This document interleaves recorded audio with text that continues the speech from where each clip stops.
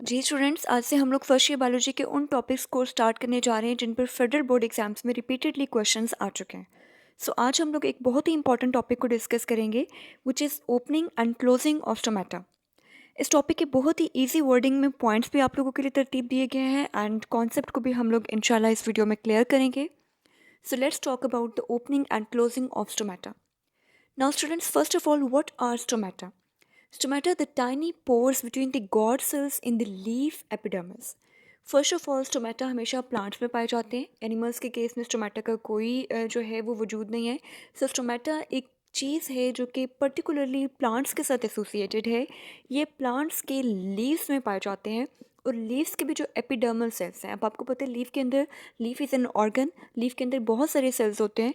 तो लीफ के जो एपिडर्मल सेल्स हैं जो कि रेक्टेंगुलर में यहाँ पे ड्रॉ किए गए हैं, उनके दरमियान कुछ बीन शेप सेल्स पाए जाते हैं, कुछ लोबिया की शक्ल के सेल्स पाए जाते हैं जिन्हें आप गॉड सेल्स का नाम देते हैं। गॉड सेल्स के दरमियान में एक छोटी सी ओपनिंग होती है, एक टाइनी सा छोटा सा पोर होता है, सुराख होता है, जिसे आप लोग स्टोमेटा का या स्टोमा का नाम देते हैं। So stomata behave just like a nose in case of plants. बच्चों, जिस तरह से एनिमल्स में या ह्यूमन बींग्स में हमारा नोज़ है और नोज़ के थ्रू हम लोग एयर इनहेल भी कर सकते हैं और एक्सहेल भी कर सकते हैं। जब हम एयर इनहेल करेंगे तो मोस्टली हम लोग ऑक्सीजन इनहेल कर रहे हैं, ठीक है, ऑक्सीजन को अपनी बॉडी में इस्तेमाल कर रहे हैं और हम लोग रिमूव कर रहे हैं CO2। So nose is an opening through which we can inhale और एक्सहेल एयर। सो इसी तरह से प्लांट्स के केस में जो गैशियस एक्सचेंज होता है, जो गैसेस प्लांट के अंदर इंटर होती हैं या वहाँ से लीव करती हैं, वो स्टोमेटल ओपनिंग्स के थ्रू करती हैं, ठीक है। अब स्टोमेटा के बारे में हम लोग यहाँ पे 2-3 जनरलाइजेशन करेंगे। इनको आपने अपने पल्ले से बांध लेना है कि number 1, stomata are open during the day time and they close at the night time. Stomata हमेशा, बच्चों ये बात अपने माइंड में रखिएगा कि स्टोमेटा ओपन होते हैं डे टाइम में और नाइट टाइम में स्टोमेटा क्लोज हो जाते हैं। सेकेंड पॉइंट क्या होगा कि stomata opens when guard cells are turgid. Stomata open कब होते हैं? जब हमारे गॉड सेल्स टर्जिड होते हैं। टर्जिड का क्या मतलब है? फूले हुए, जब उनके अंदर पानी भरा हुआ होता है। And stomata close when guard cells are flaccid. जब गॉड सेल्स फ्लैसिड हो जाते हैं, मुरझा जाते हैं, श्रिंक कर जाते हैं, उनमें से पानी निकल जाता है, तो स्टोमेटा क्लोज हो जाते हैं। तो बच्चों, हमने क्या बात डिस्कस की कि stomata open during the day time and stomata close at the night time. Stomata are open when God cells are turgid and stomata close when God cells are flaccid। अगर बिल्कुल सिंपल अल्फाज में हम किसी definition में ना जाएं और मैं आपको एक लफ्ज़ी तर्जुमा बताऊं, तो टर्जिड मीन स्वेलिंग, ठीक है। जब पानी किसी चीज़ के अंदर भरा हुआ होता है तो वो चीज़ टर्जिड होती है, और जब किसी चीज़ में से पानी निकल जाता है तो वो चीज़ फ्लैसिड हो जाती है। आप कह सकते हैं कि वो मुरझा जाती है। फॉर एग्ज़ाम्पल, अगर हम बैलून की एग्ज़ाम्पल लें तो हमारे पास एक बैलून है, एक गुब्बारा है जिसके अंदर हमने एयर को भर दिया। तो जब उसके अंदर एयर मौजूद होगी तो उसे हम कहेंगे कि बैलून टर्जिड है, और जब उसमें से सारी एयर निकल जाएगी तब हम कहेंगे कि हमारा बैलून फ्लैसिड है। सो बिल्कुल इसी तरह से यहाँ पर भी होता है। जब आपके गॉड सेल्स के अंदर पानी भरा हुआ होता है तो गॉड सेल्स टर्जिड होते हैं, और जब गॉड सेल्स में से पानी निकल जाता है तो गॉड सेल्स फ्लैसिड हो जाते हैं। अब हम यहाँ पे इनकी कुछ थ्योरीज डिस्कस करेंगे, और ये बहुत इंपॉर्टेंट थ्योरीज हैं। फेडरल बोर्ड के 5 पेपर्स में रिपीटेडली ये क्वेश्चन आ चुका है। So let's discuss about the starch sugar hypothesis. Now students, this is the first theory, this is the first hypothesis which explains the opening and closing of stomata. Points को discuss करने से पहले हम इसकी diagram discuss करते हैं। आप लोग डायग्राम्स में यहाँ पे देख सकते हैं कि एक हम डे टाइम का सिनेरियो डिस्कस कर रहे हैं और एक हम लोग नाइट टाइम सिनेरियो डिस्कस कर रहे हैं। डे टाइम में क्या होता है? डे टाइम में फर्स्ट ऑफ ऑल, जैसे कि पहले मैं आपको बता चुकी हूँ कि डे टाइम में stomata are open and at the night time stomata are closed. So day time में बच्चों देखते हैं कि स्टोमेटा ओपन कैसे हैं। सो स्टोमेटा ओपन यहाँ पे इसलिए हैं क्योंकि हमारे गॉड सेल्स यहाँ पे टर्जिड हैं। गॉड सेल्स के टर्जिड होने का क्या मतलब है कि गॉड सेल्स के अंदर पानी भरा हुआ है, पानी उनके अंदर जा रहा है, पानी वहाँ से निकल नहीं रहा, ठीक है। गॉड सेल्स फूले हुए हैं, टर्जिड हैं, पानी उनके अंदर भर रहा है, जिसकी वजह से हमारा स्टोमा यहाँ पे ओपन है। अब ये सवाल पैदा होता है कि पानी दिन के वक्त, ऐसी क्या वजह है कि पानी दिन के वक्त गॉड सेल्स के अंदर जा रहा है? तो बच्चों इसके लिए आप लोग एक चीज़ को समझिए कि डे टाइम में पौधे के अंदर कौन सा अमल हो रहा होता है, फोटोसिंथेसिस का। फोटोसिंथेसिस के रिजल्ट में पौधे में गॉड सेल्स के अंदर बहुत बड़ी अमाउंट में ग्लूकोज बन रही होती है। ग्लूकोज क्या है? ग्लूकोज इज़ अ सल्यूट, ठीक है।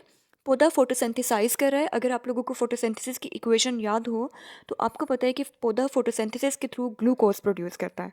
अब यहाँ पे फोटोसिंथेसिस होगी और ग्लूकोज प्रोड्यूस होगा, जिसको हमने यहाँ से जी के फॉर्म में लिख दिया है कि गॉड सेल्स के अंदर क्या है, ग्लूकोज की कंसनट्रेशन बहुत ज़्यादा है। ये जी आपके पास ग्लूकोज को रेफर कर रहा है। सो गॉड सेल्स के अंदर बच्चों ग्लूकोज की सल्यूट की कंसनट्रेशन जब बहुत ज़्यादा हो जाएगा तो हमेशा याद रखिए कि जब सल्यूट ज़्यादा होगा तो सल्यूट पोटेंशियल भी ज़्यादा होगा।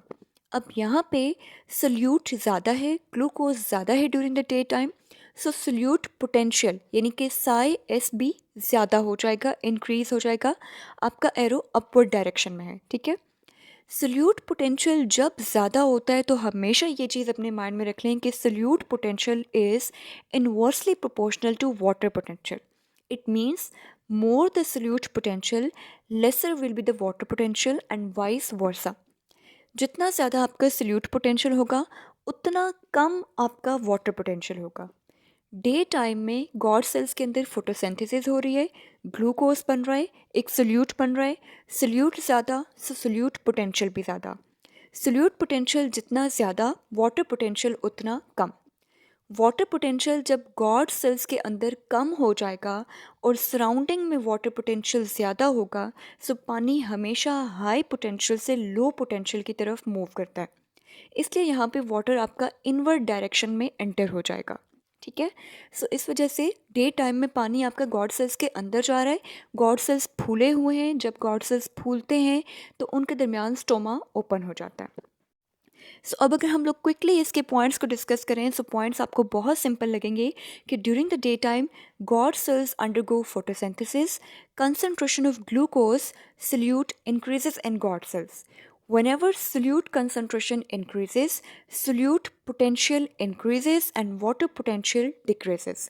गॉड सेल्स का वाटर पोटेंशियल कम है, सराउंडिंग सेल्स का वाटर पोटेंशियल ज़्यादा है, पानी ज़्यादा पोटेंशियल से कम पोटेंशियल की तरफ जाता है। So water will move from epidermal cells to the guard cells and guard cells will become turgid. Let's talk about the scenario of night time. Night time में हमारे पास बच्चों क्या होगा, नाइट टाइम में आपको यहाँ पे स्टोमा क्लोज नज़र आ रहा है। ये जो वाइट कलर की ओपनिंग थी ये ऑलमोस्ट यहाँ पे बंद हो चुकी है। यहाँ पे देखें वाइट पोर आपको बहुत बड़ा नज़र आ रहा है, यहाँ पे ये पोर आपको ऑलमोस्ट क्लोज होता हुआ नज़र आ रहा है, ठीक है। सो ये क्यों हुआ? क्योंकि गॉड सेल्स आपके फ्लैसिड हो चुके हैं, गॉड सेल्स मुरझा चुके हैं, वहाँ से पानी रिमूव हो रहा है, बाहर की तरफ निकल रहा है। अब ये डिस्कस करते हैं कि पानी बाहर की तरफ क्यों निकल रहा है। तो बच्चों नाइट टाइम में आपके पास क्या हो रहा है, नाइट टाइम में देयर इज़ नो फोटोसिंथेसिस, कोई फोटोसिंथेसिस का अमल नहीं हो रहा, जिसकी वजह से गॉड सेल्स के अंदर ग्लूकोज की कंसनट्रेशन ड्रॉप हो चुकी है। गॉड सेल्स के अंदर ग्लूकोज यानी कि सोल्यूट मौजूद नहीं है। जब सोल्यूट नहीं होगा तो सोल्यूट पोटेंशियल भी क्या हो जाएगा, कम। सो नाइट टाइम में सोल्यूट पोटेंशियल कम हो गया और वाटर पोटेंशियल गॉड सेल्स का क्या हो गया, ज़्यादा, क्योंकि हमने कहा था कि solute potential is inversely proportional to water potential. So lesser the solute potential in the guard cells, more would be the water potential. Guard cells के अंदर वाटर पोटेंशियल ज़्यादा हो जाएगा, इसलिए गॉड सेल्स में से पानी निकल के बाहर की तरफ आना स्टार्ट हो जाएगा। जब आपके गॉड सेल्स में से पानी निकल के बाहर आना स्टार्ट हो जाएगा तो गॉड सेल्स मुरझा जाएंगे, उनके अंदर पानी कम हो जाएगा, वो फ्लैसिड हो जाएंगे, मुरझा जाएंगे और उनके दरमियान जो स्टोमेटल ओपनिंग है वो क्लोज हो जाएगी। सो अब अगर हम लोग इनके पॉइंट्स को डिस्कस करें, so the points are very simple. During the day time during the night time there would be no photosynthesis in the god cells, concentration of glucose solute will decrease in the god cells, ठीक है। God cells के अंदर glucose देखें, यहाँ पे हमने कोई जी नहीं लिखा। इंस्टेड नाइट टाइम में ऐसा होगा कि जो ग्लूकोज मौजूद भी है वो भी आपका किस में कन्वर्ट हो जाएगा, स्टार्च में कन्वर्ट हो जाएगा। इसीलिए इस थ्योरी को हम लोग स्टार्च शुगर हाइपोथेसिस का नाम देते हैं, क्योंकि डे टाइम में यहाँ पे शुगर्स बन रही हैं और नाइट टाइम में यहाँ पे स्टार्चेस बन जाते हैं। सो नाइट टाइम में ग्लूकोज मौजूद नहीं है, सोल्यूट मौजूद नहीं है, स्टार्चेस बन रहे हैं जो कि वाटर में सोल्यूबल नहीं है। सोल्यूट कंसनट्रेशन जब डिक्रीज़ हो जाएगा तो सोल्यूट पोटेंशियल भी डिक्रीज़ हो जाएगा और वाटर पोटेंशियल इंक्रीज़ हो जाएगा। जब आपके गॉड सेल्स के अंदर वाटर पोटेंशियल इंक्रीज हो जाएगा तो वाटर हमेशा हाई पोटेंशियल से लो पोटेंशियल की तरफ मूव करता है। पानी आपका यहाँ से लीव करके बाहर की तरफ जाना स्टार्ट कर देगा, गॉड सेल्स को लीव करना स्टार्ट कर देगा, जिसकी वजह से आपके गॉड सेल्स फ्लैसिड हो जाएंगे। So that's all about the starch sugar hypothesis. Now let's discuss about the potassium ions influx and efflux theory. जी स्टूडेंट्स, हमारे पास एक और थ्योरी भी है जो कि स्टोमेटल ओपनिंग और क्लोजिंग को एक्सप्लेन करती है, which is potassium ions influx efflux theory. Influx का मतलब है अंदर की तरफ जाना एंड ई का मतलब है एग्जिट। ठीक है, इन कहीं पे भी आप लोग इन होते हैं तो इन होने का क्या मतलब है, अंदर जाना, एंड ई एग्जिट से निकल रहा है। इफ्लक्स मीन के बाहर की तरफ निकलना। ठीक है, सो आपके पास पोटाशियम आयंस गॉड सेल्स के अंदर भी जा सकते हैं, पोटाशियम आयंस का इनफ्लक्स भी हो सकता है, और पोटाशियम आयंस गॉड सेल्स में से बाहर भी निकल सकते हैं, पोटाशियम आयंस का इफ्लक्स भी हो सकता है। अब हम लोग यहाँ पे डिस्कस करेंगे ड्यूरिंग द डे टाइम क्या होता है। Students, you are already familiar that during the day time guard cells are turgid and the stoma between them is open. यहाँ पे आपको गॉड सेल्स टर्जिड नज़र आ रहे हैं। ठीक है, फूले हुए नज़र आ रहे हैं, प्रॉपर उनके अंदर पानी भरा हुआ है। ठीक है, स्वेल हो गए हैं पानी भरने की वजह से, जस्ट लाइक अ बेलून, और इसकी वजह से उनका स्टोमा ओपन है। नाइट टाइम में इसके ऑपोजिट है। अब यहाँ पे हम लोग पोटाशियम आयंस के हवाले से डिस्कशन करेंगे कि डे टाइम में ऐसा क्या हो रहा होता है जिसकी वजह से पानी की डायरेक्शन इनवर्ड होती है। तो बच्चों, डे टाइम में अगेन फोटोसिंथेसिस का अमल हो रहा है। फोटोसिंथेसिस का अमल जब हो रहा होगा तो फोटोसिंथेसिस के केस में आपके पास गॉड सेल्स के अंदर CO2 की कंसंट्रेशन बहुत ज़्यादा कम हो जाएगी। अब जिन बच्चों को फोटोसिंथेसिस की रिएक्शन याद है, इक्वेशन याद है, उनको पता है कि फोटोसिंथेसिस में CO2 इस्तेमाल होती है। 6CO2 plus 12H2O light energy chlorophyll arrowhead C6H12O6 plus 6O2 and 6H2O। ठीक है, ये इक्वेशन सब बच्चे इससे ऑलरेडी फेमिलियर है। सो आपको पता है कि डे टाइम में क्या हो रहा है, डे टाइम में फोटोसिंथेसिस हो रही है और CO2 इस्तेमाल हो रहा है। जब गॉड सेल्स के अंदर CO2 इस्तेमाल होगा तो CO2 की कंसंट्रेशन क्या हो जाएगी गॉड सेल्स में, कम। गॉड सेल्स के अंदर CO2 की कम कंसंट्रेशन एक सिग्नल के तौर पर एक्ट करती है कि पोटाशियम मूव करके अंदर चला जाए। ठीक है, गॉड सेल्स में CO2 की कम कंसंट्रेशन एक सिग्नल के तौर पर एक्ट करती है कि पोटाशियम आयंस इनवर्ड डायरेक्शन में मूव करें। पोटाशियम आयंस आपके पास मूव करके गॉड सेल्स के अंदर चले जाएंगे। जब आपके पोटाशियम आयंस मूव करके जैसे ही गॉड सेल्स के अंदर जाना शुरू होते हैं तो बच्चों, गॉड सेल्स में एक चेंजेस आते हैं। चेंजेस क्या आते हैं कि गॉड सेल के अंदर जो मेलिक एसिड प्रेजेंट है वो कन्वर्ट हो जाता है मेलेट आयंस में और हाइड्रोजन आयंस में। ठीक है, मेलिक एसिड एक एसिड है जो कि गॉड सेल्स के अंदर मौजूद है। वो टूट जाता है डे लाइट में, वो डिसोसिएट होता है, टूटता है और कन्वर्ट हो जाता है मेलेट आयंस में और हाइड्रोजन आयंस में। हाइड्रोजन आयंस यहाँ से गॉड सेल्स में से निकल के बाहर चले जाते हैं। ठीक है, ताकि pH डिस्टर्ब ना हो, और जो आपके मिलेट आयंस हैं वो अंदर आने वाले पोटाशियम के साथ कंबाइन होकर पोटाशियम मिलेट का सॉल्ट बना लेते हैं। बच्चों, जो पोटाशियम आयंस अंदर आए थे, potassium is a positively charge species. Internally आपका मेलिक एसिड प्रेजेंट था, मेलिक एसिड डिसोसिएट होकर मिलेट आयंस में और हाइड्रोजन आयंस में कन्वर्ट हुआ था। हाइड्रोजन आयंस जो कि पॉजिटिवली चार्ज थे वो वहाँ से निकल कर बाहर आ गए थे ताकि गॉड सेल्स की pH डिस्टर्ब ना हो, और जो मिलेट आयंस जो कि नेगेटिवली चार्ज स्पीशी हैं वो अंदर आने वाले पॉजिटिवली चार्ज स्पीशी यानी कि पोटाशियम के साथ कंबाइन होकर पोटाशियम मिलेट का सॉल्ट बना लेंगे। अब potassium malate is a solute. Guard cells के अंदर पोटाशियम मिलेट जो कि एक सोल्यूट है, पानी के अंदर सोल्यूबल है। जब ये सोल्यूट डे टाइम में बनेगा तो सोल्यूट की कंसंट्रेशन इंक्रीज होने की वजह से सोल्यूट पोटेंशियल भी क्या हो जाएगा, इंक्रीज। जितना ज़्यादा सोल्यूट उतना ज़्यादा सोल्यूट पोटेंशियल। गॉड सेल्स के अंदर सोल्यूट पोटेंशियल जब इंक्रीज होगा तो वाटर पोटेंशियल क्या हो जाएगा, डिक्रीज। जब गॉड सेल्स का वाटर पोटेंशियल डिक्रीज हो जाएगा, आपको पता है पानी हमेशा हाई पोटेंशियल से लो पोटेंशियल की तरफ जाता है।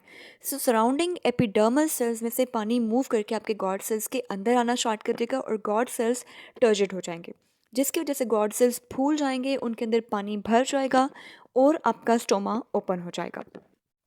So this is how the stomatal openings open during the daytime. Now let's talk about the night time. Night time में आपके पास क्या होगा बच्चों? नाइट टाइम में आपके स्टोमेटल ओपनिंग्स क्लोज हो जाएंगी, गॉड सेल्स फ्लैसिड हो जाएंगे, वहाँ से पानी बाहर निकलना स्टार्ट हो जाएगा। जो चीज़ें आपने यहाँ पे की हैं, आप उन्हीं पॉइंट्स को, अगर यहाँ पे आपने डिक्रीज़ लिखा है तो आप यहाँ पे इंक्रीज़ करके उसको बिल्कुल सेम आप खुद ब खुद अरेंज कर सकते हैं। So what would happen during the night time? During the night time, CO2 concentration in God cells will increase.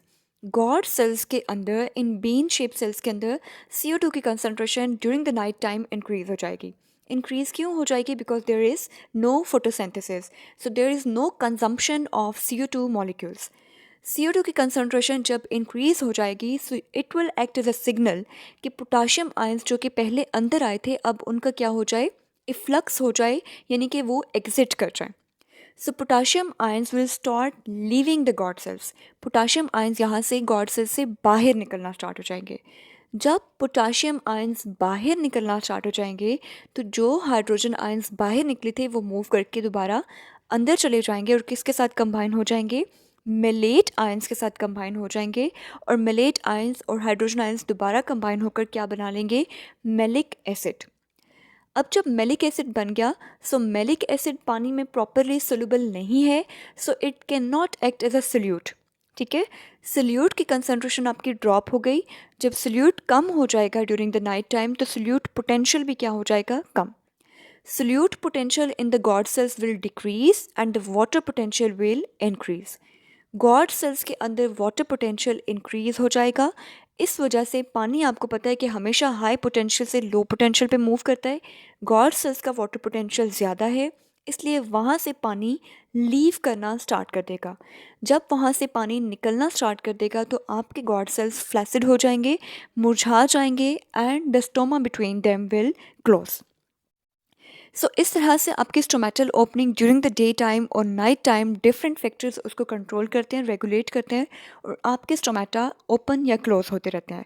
By the way the topic is very important. इस टॉपिक के हवाले से तकरीबन तकरीबन 3 से 4 दफ़ा फेडरल बोर्ड में क्वेश्चन रिपीट हो चुका है। सो इस दफ़ा भी चांस है कि इस पर क्वेश्चन आ जाए। सो आप लोग इस टॉपिक को अच्छे से प्रिपेयर कीजिएगा। अल्लाह हाफिज़।